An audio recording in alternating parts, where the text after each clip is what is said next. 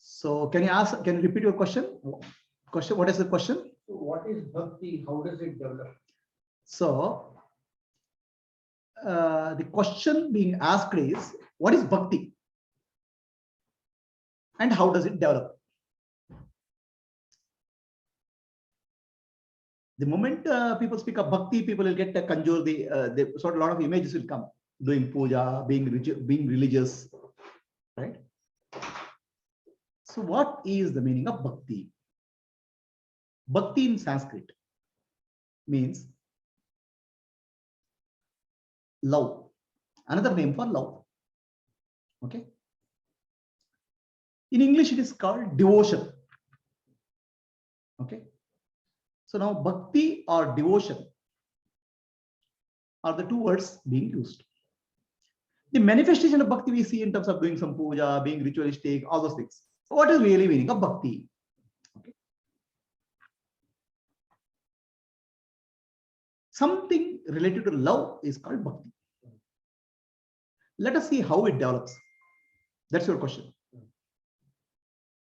See, most of our worldview, attitude towards world develops as we are childs, young children, right? We are babies, small babies. For us, for a baby has no view of the world, no understanding of the world, no model of the world. A baby is innocent. Baby doesn't know inner and outer reality. There's no sense of duality for a baby. Okay. And baby has not even formed the world view. What is world is all about. It responds to the world. Mother comes, touches her, so feels comfortable. Right? So the way the child looks at the world is a fresh eyes when it's born. But as it grows up, the model of the world is formed in the mind of the child. Model, the world is like this, because for functioning in the world, we need to have map or a roadmap of the world. Okay. So that map or roadmap is getting formed as the child grows up, where self-identity is developing and identity of the world is developing. Put yourself in the position of a child. Okay. Put yourself in the position of a child. The child is innocent, sitting in the cradle. Okay. It feels hungry. Suddenly some big person will come and feed something into the mouth. Your hunger is satisfied. The big person is nothing but mother. From child point of view, it's a big okay. You're feeling lonely. Suddenly some big person will come and touch. Right? So, and you start feeling comfortable. So the first feeling for the child is there's something called big. Okay, which is taking care of me. Something big is taking care of me. It doesn't know it's a mother, right? So the mother's touch comforts, and from the child point of view, look at small child sitting in the cradle. The big mother is like a giant. Okay, big.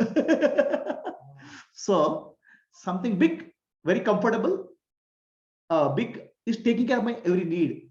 Is the first model of the world. The child has only one model of the world is mother. So that is the seed of what they call God, concept of God. So something big from the child point of view, everything looks big. Imagine you're a small child, everything looks big. That too, mother is very big, and mother is taking care of everything. Okay, so that's a benevolent God, benevolent entity. So that entity is big, and that entity is taking care of my needs. So this is the root of the seed of concept of God in the child's mind. Okay, it is not understood its mother or this thing. So something other than me is there, who is taking care of me. Okay, so that could be later, gradually, because the father also and relatives also. For a child, everybody is big, big, big. So the world is, the concept of world for the child is big, and something is benevolent. So this is where our idea, the map of a God is formed. Map is there's an entity who is going to take care of me. Okay. So this is the seed of the, and this is the deep-rooted feeling happens in the child. Correct? Now, as he grows up in the family, and this is for every child is the same thing. Society, every child is the same thing. As you grow up, the society has given a name for that. It's God. Okay. So now you start associating that entity. Now, as the child grows up, what was a big entity now becomes a mother. What is a big entity becomes a father. But the concept that there's a big entity is there. So that requires association. That's called God. So deep-rooted impression that there is something big who is taking care of me gets name called God from the social condition. Right? So deep inside, I feel somebody I'm being taken care of by something big and magnificent. Okay. As that initial concept of God, concept of God is replaced by mother or father, you find a new name for that from the society and cultural condition. It's called God. Okay. Now you look at the world. The world is big. Now, no, the child's world is not just father and mother. The big world is there. Okay. So the big world and this concept of some entity which is large and powerful, you combine with the social condition, there's something called God, becomes your early conditioning of religious and social conditioning about God. That's the concept of God is God. So now, I'm saying how our mind is developing at the development stage of the mind, right? Then you don't know what is the word called God. It's all society conditioning which is coming into picture. Then as a child, you learn in the house, do puja. See, all of us as a human being, deep inside we are very afraid. We are scared. Okay, right? Insecurity is very natural for us. We always want something to fall back, something to console us, something to give comfort. As a human being, they need an icon or a model to give them consolation. Right? And the child learns at a very early stage in life. The child is very afraid. So mother comes and says, don't be afraid, I'll give a teddy bear to you. So the child catches out teddy bear and feels more comfortable. So we need somebody to hug us, somebody to take care of us. Connectivity to a larger. Connectivity to larger thing, a soft entity. Right? That's how we got a concept of God grows. As we grow up, we need a teddy bear. Now the teddy bear is God now, in that sense. Somebody will take care of me. Right?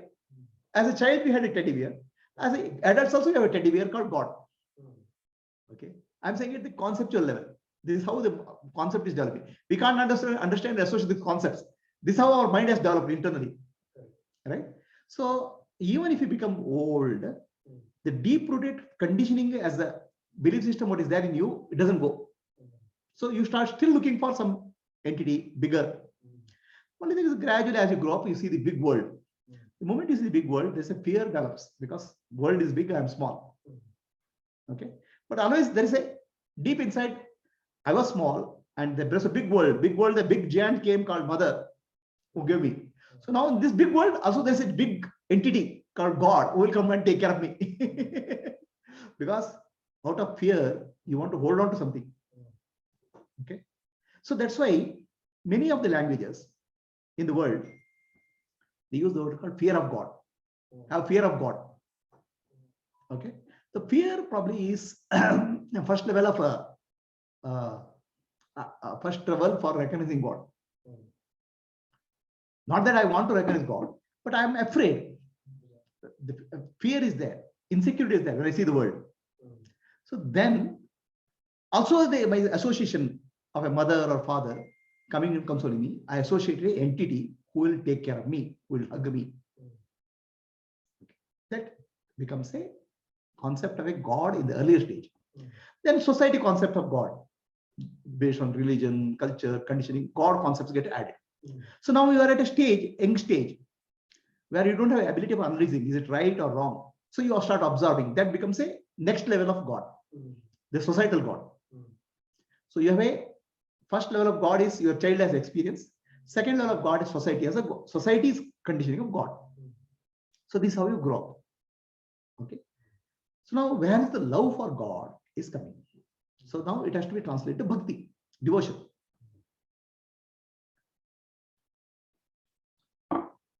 most of the people, if you look at in India at least, for them, God as a mother is very comfortable, right? That's why divine mother. God as a mother, because that's the first association of us for us as a God. As a child, the concept of God started from a mother for me. So God as a mother is much more connecting to me. Okay. Deep-rooted subconscious impressions that.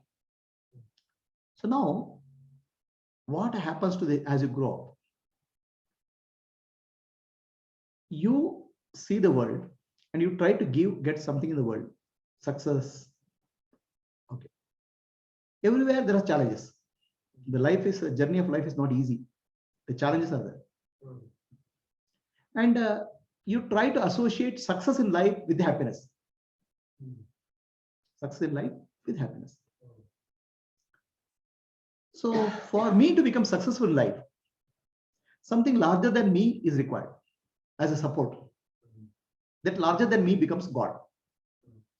That's where most of the people start doing puja and rituals to get a blessing for their success in life. It's more for arising out of insecurity, fear that I am invoking. But whereas the concept of God came when I was insecure as a child, mother came as God, practically equal as a God. That is a deep-rooted impression.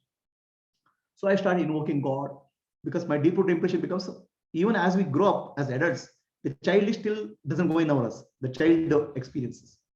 So I started invoking God in terms of puja. Maybe because you come from a social conditioning, so you may have to do puja morning every day. You have to do some puja ritual. Is given as a habit pattern also. So you start seeing sometimes by the random choice or by something hook or crook. Many times when you do puja, something materializes. Things will click. So now you associate, okay, my puja or worship of God is giving me some benefit. So it strengthens your faith.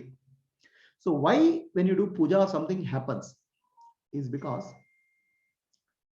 when you do puja or ritual or whatever spiritual practice we do, for some period of time, mind becomes silent because of processes which are created by society. In that silent process, we connect with the higher entity or consciousness in the universe. So some things are materials. So we don't know exactly what materials, what doesn't material, but sometimes we see the benefit of blessing of God coming. When I say God here, consciousness. The child has no concept of consciousness of God, consciousness about God. The child has a concept that something bigger than me is there. And you connect to that through puja, ritual, mantra, chanting, and you start seeing some benefit. Okay. So that's where your faith gets strengthened in God. Faith strengthened gets in some higher entity. So now,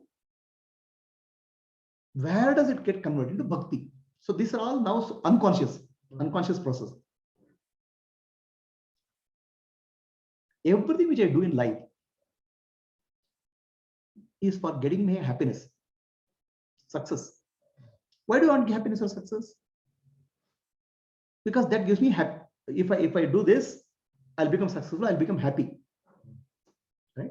Happiness is the end result which I'm looking for. So what gives me happiness? I love that. Oh, I love eating food because it gives me happiness. It's not that I love eating food. Right? The love is related to what gives me happiness, connects me with happiness. Right? So something which can give me happiness, I call it as love. Right? So it's about the object. Somebody who can give me happiness, I call as love. The boy says, I love you, girl, I love you, girl, I love you. Girl says, I love you. So that what it means is basically you are giving me happiness. That's all it means. Right? So something which gives me happiness becomes an object of love for us. Okay. So now extrapolate it. A person can give me this happiness. When the object can be this, a larger entity called God can be enormous happiness. So I have to have a lot of love for God. This gets reinforced by social conditioning. Still, God is a concept developed from childhood. God is not a reality. So people start spending more time on God based on their this thing. So this they call as love for God. Love for God is ultimately love for happiness. Okay, translate to love for happiness, love for my own benefit. So it's not that somebody loves a boy doesn't love a girl for sake of love, a girl. Boy loves a girl for sake of because she gives me happiness. Otherwise, he will not run away. Right? Love is always for getting happiness. So same way, God also becomes source of happiness for me in because of my growth process. So I love more. Okay, this is how it they start what you call as concept of love starts developing for God, love for God. That love for God becomes bhakti. So that's a love. Is just want to tell what this man, Yadnavalkya told his wife, Maitreyi. So Maitreyi, don't be under the impression that husband loves the wife for her sake. Husband loves wife for his own sake, his own Atma. Wife doesn't love the husband for him, for her own Atma. See, when you say I love somebody, I love somebody, somebody can give me happiness. That's all. It means simply my happiness is the center. So now, in that sense, God is a source of happiness for me because He gives me now. He gives me something, right? Something which, and this is very important for me because the world is so big, so competitive, tough.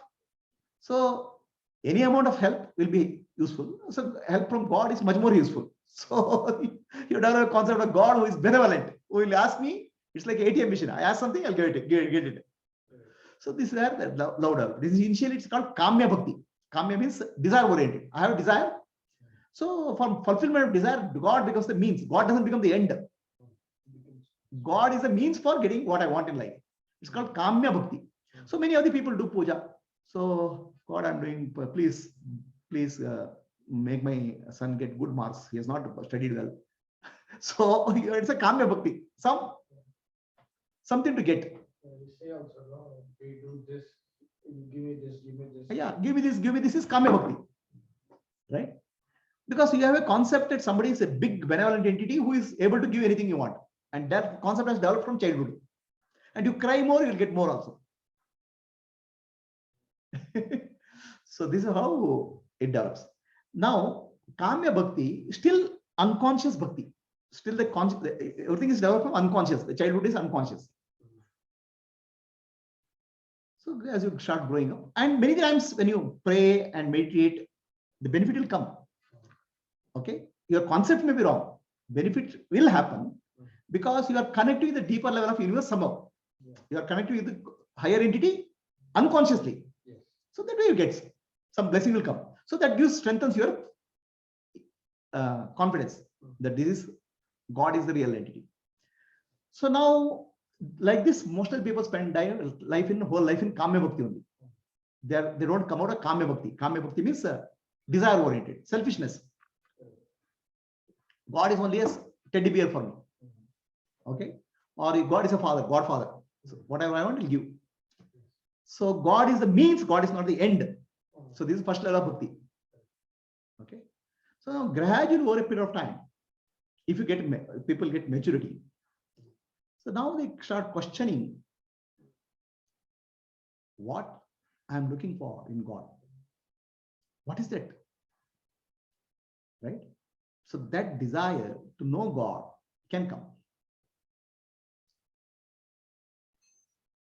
In this process, the Kamya Bhakti is strengthening your belief that there is an entity called God. Because you desire something will benefit. Because you are making connection with the universe. Then you start spending more time because it's like if I'm getting a benefit, let me spend more time on that, loving that God. And I also know love is reciprocal. If I love my wife should also love me. Life is not one directional. So you start understanding reciprocal love. I love God and God will love me. Right? Basically, we are extrapolating human relationship into a bigger entity. So that love, God will also love me. So that feeling starts coming. That's a reciprocal love. I want to get more attention from God. Then what I do some puja, chanting, japa, I'll increase. But in the process, what will happen? When you do puja or japa, so the mind becomes silent. Otherwise, your mind is whole time you are spending time on some nonsense. Right? Now, when you chant God's name, during that period, mind can become silent. In the process, some purification of the mind happens. So now, Kamya Bhakti, you started moving, Kamya Bhakti, you start moving into, instead of I want something from God, I want to know God. So you may start getting closer. So in the Kamya Bhakti, right, you are seeking some objects from the God, some benefit from the God. God is there for health, wealth, benefit. So now I want to go as the love develops, as the attraction develops. So you want to know God. I want to know more about God. Right? So that you have started moving into, because of this Kamya Bhakti, unconsciously, you have started moving to desire for knowing God, desire coming closer to God. So if God, who is not visible himself, can give some benefit, if he becomes visible and become closer to me, it will give much more beneficial. So that's where your attraction starts. So all this bhakti at this level is called apara bhakti. There is lower level devotion because unconscious. Unconscious knowledge is developing. So somewhere you spend more time on chanting about God, more time on studying on God, and that leads to some purification of the mind, some amount of purification. Then you start moving into next level. So if you are fortunate enough, you get a guidance in Karma Yoga, Bhakti Yoga. Basically, Karma Yoga is the path which leads to more purification. What is Karma Yoga teaching to you? Karma Yoga is teaching you looking for happiness from the objective world is fruitless. It's not, it won't get. You are doing some work. The work is under your control, but result is never under your control. So if you are constantly depending on the work, the result, then your life is messed up. So now earlier what you're doing work and always praying to, earlier you are doing work and you are trying to get a result, but you are depending on God to give you a favorable result. You don't want unfavorable result, right? So you pray to God, I have studied well, get me 99 marks, 99.9 marks. I don't want 1.1 less. So you are asking for a specific outcome from God. So God is the means for an end, right? So Karma Yoga teaches you, don't use God as a means for an end. Okay. Just say, understand that what God gives, what universe gives you is a result of your prabdha karma. Okay. So now start learning, accepting the will of God. The will of the God is nothing but karma. Accept it. So then you start getting peaceful. That's what Karma Yoga is teaching. So from Kamya Karma, he starts moving into Karma Yoga. Okay. So then also he is told one more law of the universe. Universe works on the energy principle. So do your job first well, then God will give you result, whatever result. Suppose you want a favorable outcome, then you have to learn how to give it to the universe, right? That's where he learns the concept of yadna or service. It's like if I want, let's say I want a lot of big rice, so then I have to put sow some rice seeds. If I want mango, a lot of mangoes, I have to put mango tree plant, then mango tree will come. So I have to give something to get something. So this is where he starts learning the service concept. So I give something to the universe and universe get back. So he start learning Karma Yoga and Yadna. Still he is in the process of seeking happiness. But this very fact of Karma Yoga and Yadna is you offer something to get back. Phala, Yadna Phala. Some purification happens. Now this whole process of devotion has reduced commotion in the mind. Devotion helps in reduction of commotion. Right? Commotion is nothing but emotional disturbance. Emotional disturbance comes down. We have emotional disturbance. Also, constantly we are looking for a result. Constantly we are getting attached to things. So all those things start coming because his mind is engaged in Karma Yoga and service. Bhakti Yoga, devotional service or Karma Yoga and Bhakti Yoga. So mind becomes more and more purified. So now he starts moving into, possibly if he has done good karma, he will come across a guru who will take him to Jnana Yoga. So then then Jnana Yoga, he starts learning that you can't get happiness from the objects of the world. So far, you are trying to get objects, happiness from the object of the world. So in Karma Yoga and Bhakti Yoga, you are trying to get happiness from the process itself. Doing is happiness. Bhakti Yoga is chanting is happiness. And then he has moved into yoga. Breathing is happiness. So by doing, you are getting happiness. Earlier in Kamya Karma, you are getting happiness from the objects of the world. Now the activity is giving happiness. So now he has come to a stage where activity also is not required. You are the nature of happiness. That understanding will have come only Jnana Yoga.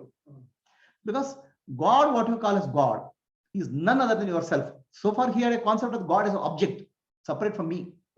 So gradually, he'll come to an understanding that God is my own self. Then he understands. Why do I love? Why I have love for objects of the world?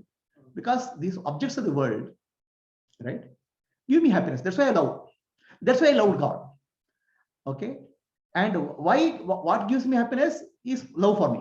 So again and again, I am coming back to love for me, happiness for me. That means what I love maximum is happiness, not God. The God is incidental. God is a means. Really, what I love is happiness. Right? So now I start seeking happiness directly for myself. The happiness I start seeing, then I got into enter into the process of yoga, karma yoga or kriya yoga, whatever yoga. Then gradually I have to realize that I cannot get happiness. The happiness is doing, but happiness in doing is coming from my being, not by doing. The being is happiness. Atma is happiness. So now he is moving into his self. So the love for anything in the world is for love for the self only. So I have to love self. Now he has moved into self-realization process. So he starts getting into. Now, if he realizes the self, until he realizes the self, still the God concept is there. There's a separation, duality is there. That duality, there's a separation from me, right? So that duality, still the bhakti is aparabhakti only, lower level. Only when you realize the God as the self, Ishvara as the Atma, the bhakti becomes parabhakti. Now his understanding is very clear. A Gnani is parabhakti in that sense. So he moves into parabhakti. So basically, initially bhakti starts as unconscious support. Bhakti is kamya bhakti for getting some desire. Then it comes nishkama bhakti. Instead of God becoming, it means God becomes the end. I want to seek God. So then there where you are entering into yoga.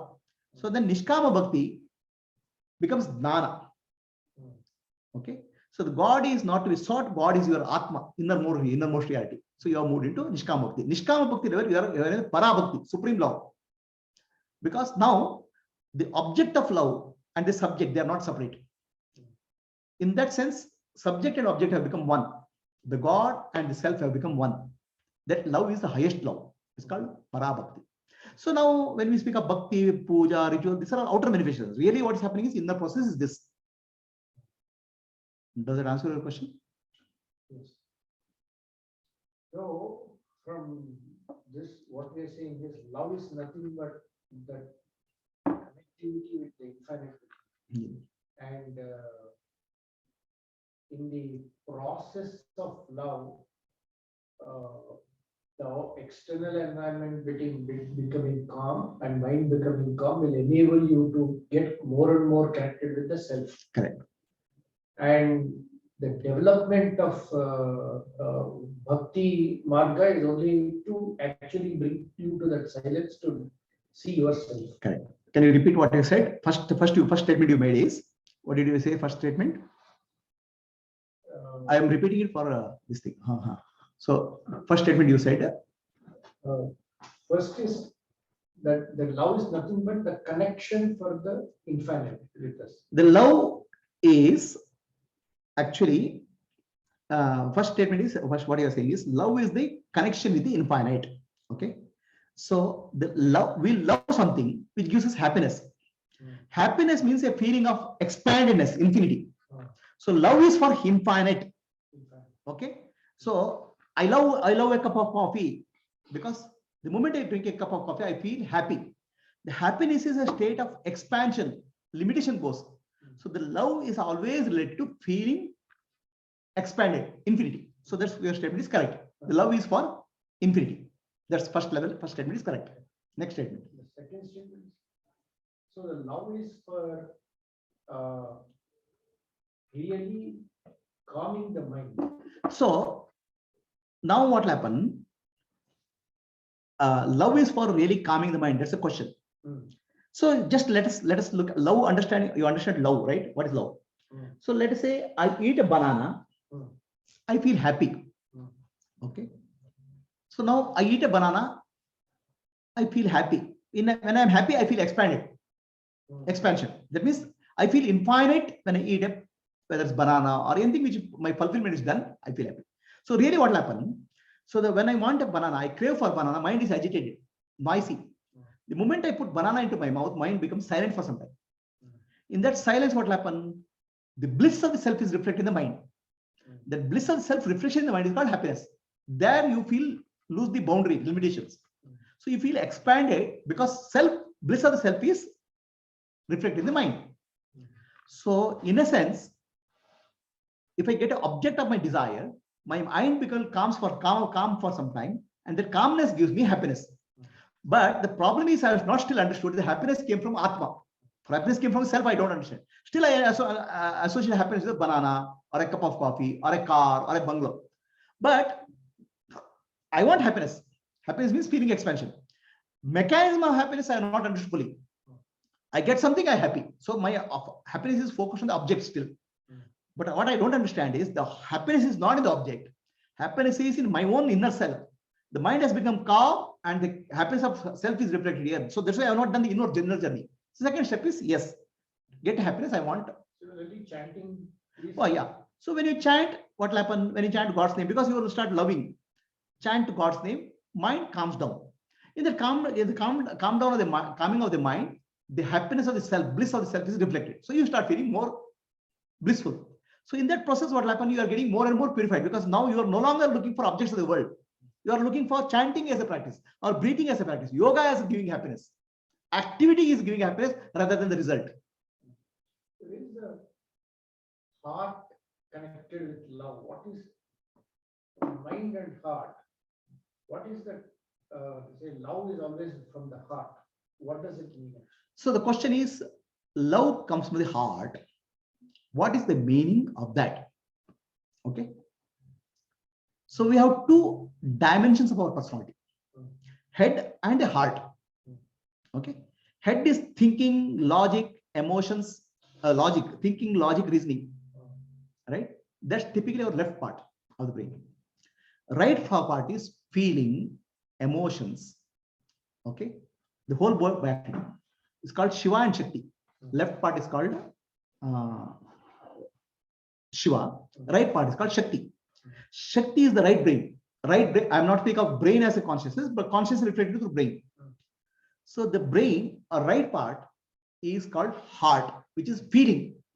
Okay, feeling is closer to reality for us.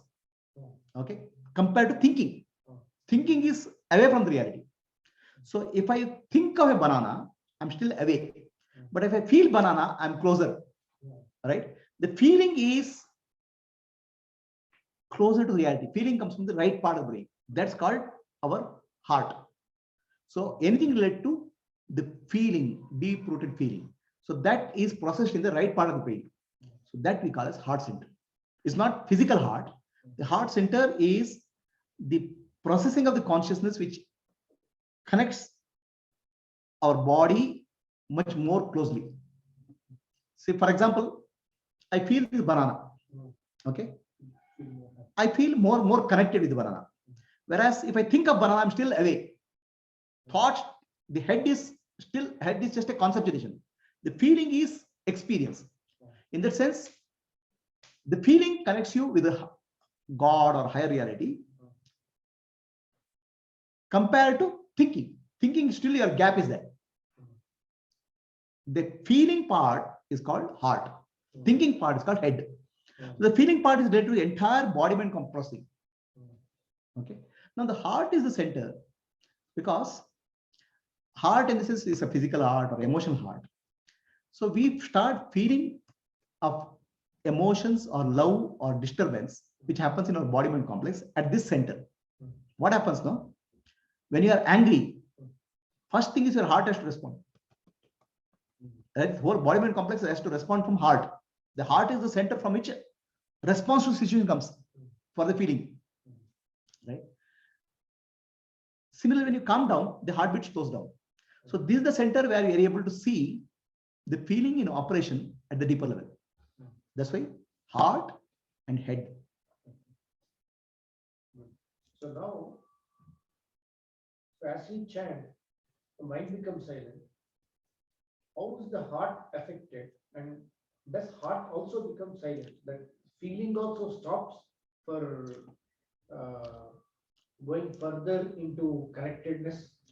I'm not able to understand. What is the question? Question is, what is mind becoming silent is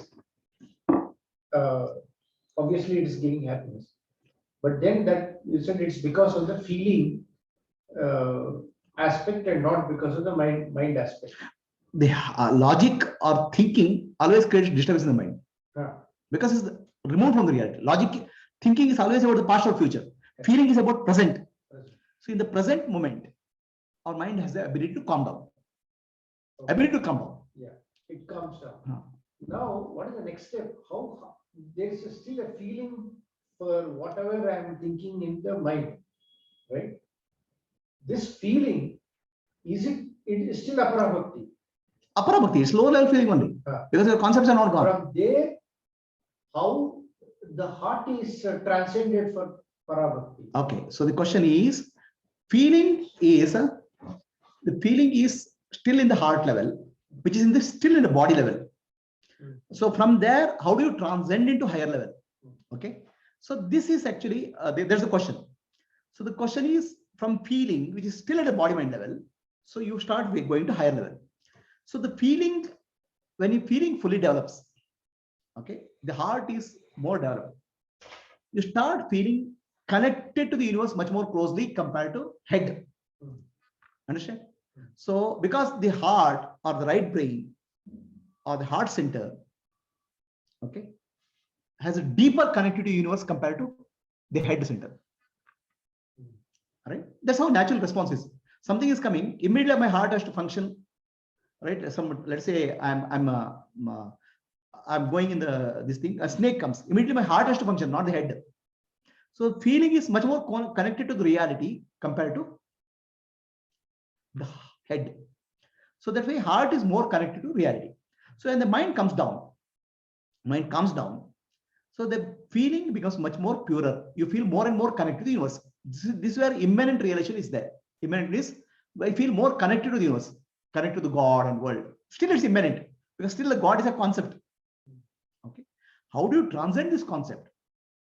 The bhakti is still at the level of the mind. It's not transcended the mind. A ego center has now a larger entity connected to a larger entity. Ego has expanded to include, or ego is associated with a larger entity called God. So in that sense, you feel more connected, more love for the universe. Chanting and all this practice will give you the more connectivity, more feeling of connectivity, more love, bigger love. But you still not transcend the mind. That's why it's called apara bhakti, lower level mind bhakti. That lower level bhakti, still the God, you have to ask the question whether God is the means or God is the end. If the God is the means, still you are in kama bhakti. And God is the God. Now I am seeking God, more and more love from God. Then God becomes the end. So that's where, if you are mature enough, you go to Jnana Yoga. So that's where you try to understand the differentiate, your discrimination, what's happening at the mental, Annamaya Kosha, Pranamaya Kosha, Manomaya Kosha. So you start looking Manomaya Kosha, feeling level, and Vijnanamaya Kosha as an object, not a subject. Earlier there are objects. So once you are able to look at them as object and witness, you have transcended them. But that can happen only through Vichara, Atma Vichara, Jnana. So transcendence happens through Jnana. Bhakti is still at the mental plane. That's why Bhakti in Vedanta is called Upasana. Okay, Asana. Upasana means you are sitting, you are closer to God. You are not become one with God.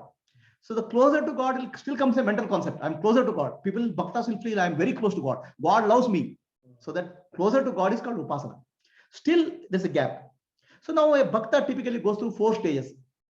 Salokya, Samipya, Sarupya, and Sayutya. Salokya means initially, still all these are mental concepts only. Salokya means God is very close to me. God, I am in the, God is in my world, or I am in the God's world.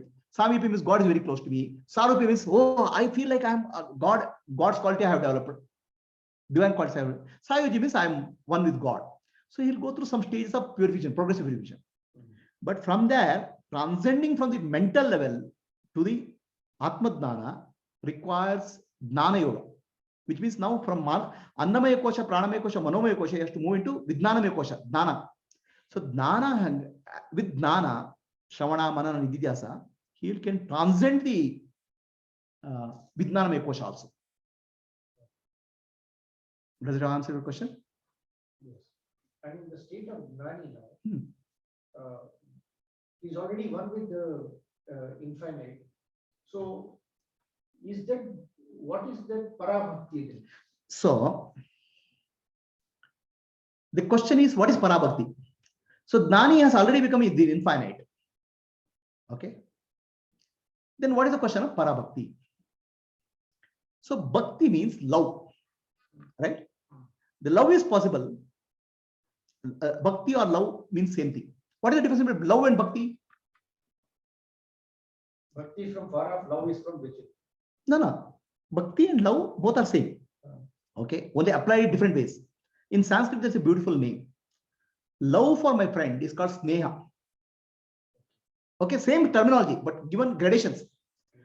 Love for my friend is called Prema or Sneha. Love for opposite sex is called Prema. Okay. Love for God is called Bhakti. So the same love is given three different names. For my equal, Sneha means equal. My friend is my equal. He's not higher than me. It's called Sneha. Love for friend is called Sneha. Love for opposite sex is called Prema. Okay. And love for higher is called Bhakti. So the Bhakti or love for higher, Bhakti, love plus something called higher is called Bhakti. So we can't, my friend, we can't call as Bhakti. So unless I have a concept of something higher, uplifting, there's no Bhakti. Others become Prema. So that's why English has a word called, he fell in love. Okay, he doesn't rise in love. So why he falls in love? Because Bhakti is always still related to the mental concept. My friend means is the association of the friend is a body. My wife, body. So in the Prema or Sneha, I'm still expecting something from them. Return. Okay. It is not love has not become this thing. There's an expectation, mutual expectation. I give you something, you give me. I scratch your back, you scratch my back. That's why definition of friend in English. A friend is one in need is friend in need. That means he comes to your help. So that means I am expecting something, my friend. Okay. So that expectation makes everything lower level. That's called apara. Right? There's an expectation of God also. That's why it's apara. So a friend in need is friend in need. God is also a friend in need because he will come to me, my help. But still, he is God. He has more powers. He is greater. That's why higher concept is there in income. With respect is. So that's why every other love, you fall in love, but you rise in love with God because constantly you think of higher qualities, constantly think of divine qualities. So that thinking of divine qualities, higher qualities makes you purified. Okay. Understand? So what was your question? Parabhakti. What is Why is Parabhakti? Okay. So in Bhakti, in love, I told you, when I get something what I want, there's a sense of expansion, infinity, right? It can be object, it can be a car, a house, or something. If I get, I'll feel expanded. So when I get feeling, when I get connect, when I get it, I'm happy. When I don't get it, I'm unhappy. So my happiness is conditional. So the conditional love is called apara bhakti. Okay. Now a Dani is unconditionally happy because he has become one with the infinity. That's why it's called para bhakti. Para means unconditional. That's all it means. It's not higher. All conditions are gone. The conditional happiness is gone because he has realized oneness with the infinite. Para doesn't mean higher. Para means all conditions are removed. Unconditional happiness. Paramatma means Atma without condition. Limitless. Limitless. Paramatma is not higher for higher. See, our mind is thinking. Paramatma is limitless. Limitless love. Because all other love gives me happiness, it's limited. Right? So it's called apara. The moment it becomes unlimited, it's called para. Because there's no conditions now. I'm seeing not chanting is there, no seeking is there, no craving for God is there, no God give me some this. God has a means is not there. God has end is also not there because God, your relation oneness with God. There is no giving or taking. There's no giving or taking. That's why it's called para. Para doesn't mean higher. Para means unconditional. Are you clear? Unconditional love you are experiencing. Because unconditional love is infinity. Unconditional love is called Ananda. That's why Para Bhakta and Para Dhnani means Ananda Swarupa. Dhnani. Ananda means infinity. Ananta.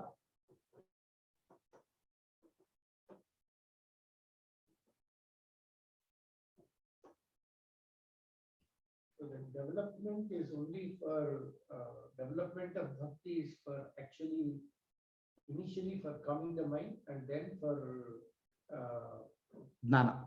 gnana. See, bhakti starts always unconsciously from our childhood impressions. Unconscious bhakti is first level. So then social conditioning, cultural conditioning gets added to that. Then it becomes a craving for objects of the world. Bhakti becomes a means for getting something in life world. So then that means God becomes a means for getting. God becomes the ATM machine. So then gradually more devotion, more engagement with God, divine activities will purify our mind. Mind becomes calm down. In that calm down mind, some amount of purification is there. Now mind is not hooked on to objects of the world. Mind is hooked on to happiness. So that's happiness is my nature to understand. You have to transcend the mind. Now you have to go from bhakti, you have to go to jnana. Unconscious bhakti, then bhakti for kamya bhakti, then nishkama bhakti, then jnana. So jnani is parabhakta in that sense. Is your question and answer clear? So there are some questions in the chat box. What are the questions? Desire to know God is conscious thought, non-selfish desire. How can it be still be a parabhakti? What is the, I'm not understood the question. Can you clarify the question?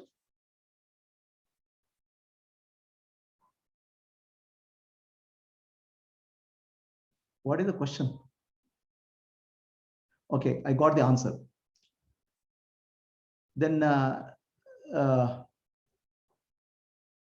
so what is love? What is love? That question I already answered. What is the meaning of love? See, love is a word. Love is a 4-letter word. There are so many 4-letter words, so love is also one 4-letter word. In that sense, love, the word called love means I get happiness from something. Right? So I love coffee. That means I get happiness from coffee. That's the word. And in English, the love has been converted into a verb. A boy loves a girl. A girl making love. Making love means sex. So the love has translated into activity. Okay. So basically, the love really means a feeling. It's not an activity. A feeling which gives you happiness. Feeling which leads to happiness. So the feeling which leads to happiness, what can make me happy? Okay. The feeling which makes me happy is called love. So what feeling makes me happy? Let me take an example of coffee. I love a cup of coffee. You say unconsciously. So I love a cup of coffee, but coffee is away from me. I don't love it. Coffee has to get into my mouth. That's why I love it. That means subject and object has to become one. That's love. The connectivity has to become very close. Right? So the love is related to connectivity, feeling of connectivity. I love coffee because coffee, when it gets into my mouth, I get a nice feeling that gives me happiness. So if the coffee is away from me, there's no, love doesn't make any sense. So love is the feeling of connectedness. I love my friend. I love my relative. I can't love a stranger because the stranger is not connected to me. Stranger cannot give me happiness. I cannot give happiness to that person.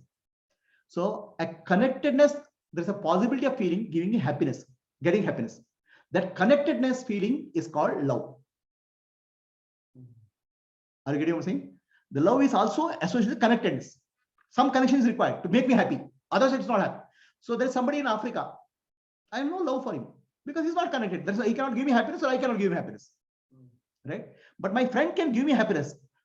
Okay, because I'm connected to my friend in some way, language, culture, or upbringing. So the connection is there. The connection, a feeling of connectedness, which can lead to happiness, is called love. Love is actually like conductance or connection. A love is like a connection which can make me happy. So I love everybody in the world means I'm connected to everybody in the world. Of impedance or In impedance. So that's where immanent relation or God relation means the person who has realized God, he feels connected to everything in the world. He feels with everything in happiness in the air. Connected to everything means everything gives him happiness. That's all. Okay. So connectedness, feeling of connectedness, which can lead to feeling of happiness, is called love. Now we feel connectedness in different way. A mother feels connected to child because it's much my child. Mother doesn't feel connected to neighbor's child. Okay. So now this is a blood connection. My child is related to me blood. Right? So, because I love my child, the connection is still, the love is still limited. That's why it's called a para, lower level. So my God, see, my God also, God is connected to me. God gives me happiness. So that's my God. So that limitation is called apara. Okay, its conditions apply. But when with Jnana, Atma Jnana, all conditions apply will disappear. Unconditioned love. Unconditioned love. So that is called para. Because now unconditional love, because you are connected to everything and you are connected to nothing. Because Atma as Brahman is not connected to anything. Right? Anything presence in the world or absence doesn't make a difference to Atma. So that's why your happiness is unconditional. Brahman happiness is unconditional. Our bliss is Ananda. And Brahman is connected to everything because anything is nothing but manifestation of Brahman only. Connected to everything is called Sarvam Kalo Ida Brahma. I'm not connected to anything, I'm Brahmasmi. Both are true simultaneously. Our mind is actually ulta. Mind cannot think simultaneously opposites, right? So I am connected to everything and I'm not connected to everything. Mind cannot think two opposites. The two opposites is possible only in Brahman. That's why in Vedanta many times we speak of two opposites simultaneously. Anoraniyan Mahato Mahiyan. So God is very great, we'll say. Then our mind starts thinking very big because we can't think of small. So God is smaller than the smallest also. So your both opposites have to meet. Love and hate has to meet. Good and bad has to meet. Shiva and Shakti has to meet. Then only you'll get to a higher. So all dualities, all polarities will disappear in that higher. That's called Paramatma. Para. Right? So the duality, good and bad, right and wrong, dharma and adharma, male and female. Okay? Everything has to be transcended. So both opposites exist in the that absolute reality. So that's why people say, oh, he speaks of Advaita and this person speaks of Dvaita. Advaita has no, Dvaita is not opposite for Advaita because Advaita includes Dvaita. So our mind is, it can only think in polarity. All right. So now next question here is what? Love is the feeling of infiniteness is the question. So I'll tell you, I already told you what is meaning of love. Love is a feeling of connectedness which gives me happiness. If I'm connected to my child because of blood relationship, I love my child. If I'm not connected to my child, then I'm not. The connection is required. Some connection, blood connection, religious connection, spiritual connection, society connection. Some connection is required, which can make me intimate. The feeling of intimateness and connectionness is called connectionness, which can lead to happiness is called love. If it just leads to unhappiness, it's not love. Hatred, raga and dvesha. Is the answer clear?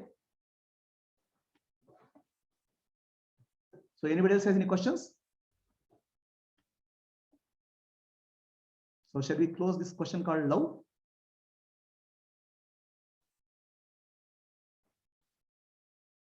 Devati. I- About prema, you said here prema is also like it is for the opposite sex, but in your other talks, prema is like higher level of love you had. I remember No, you no, saying that. that's called bhakti. Higher level love for God is called bhakti. I told sneha means equals, prema Huh. opposite, and bhakti means higher. Like prema swarupa, like that you had mentioned. No, that is okay. See, the words can be interchangeably used, but when you specifically distinguish, sneha means equals, prema means opposite sex, and bhakti means higher. Okay, okay, okay. Okay. Namaste. So let's close this. Asatoma sadgamaya tamasoma jyotirgamaya mrityorma amritam gamaya. Om Shanti Shanti Shanti Purnamadaha Purnamidam Purnat Purnamuduchyate Purnasya Purnamadaya Purnamevavashishyate. Om Shanti Shanti Shanti Nanembudu Nanalla Ideha Manabuddhi Nanalla Sachidanandatma Shivananani Shivoham Shivoham Shivoham. I'm not the body, I'm not the mind, I'm not the intellect, I'm pure consciousness, Shivaswarupi. Atma Darshanam, Brahma Darshanam, Brahma Darshanam, Satya Darshanam. To know the self is to know God. To know God is to be God. Antar Jyotihi, Bahir Jyotihi, Pratyak Jyotihi, Parat Para, Jyotireva Jyotihi, Swayam Jyotihi, Atma Jyotihi, Shivosmiham. I am the light of this. I am the light of self, Atma Jyoti. I am the light illuminating the world, Jagat Jyoti. I am light beyond all lights, Paran Jyoti, self-luminous light, Swayam Jyoti.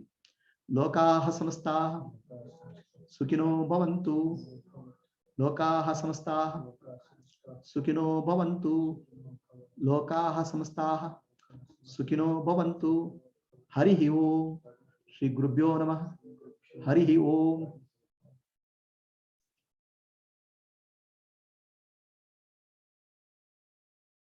So, can you stop?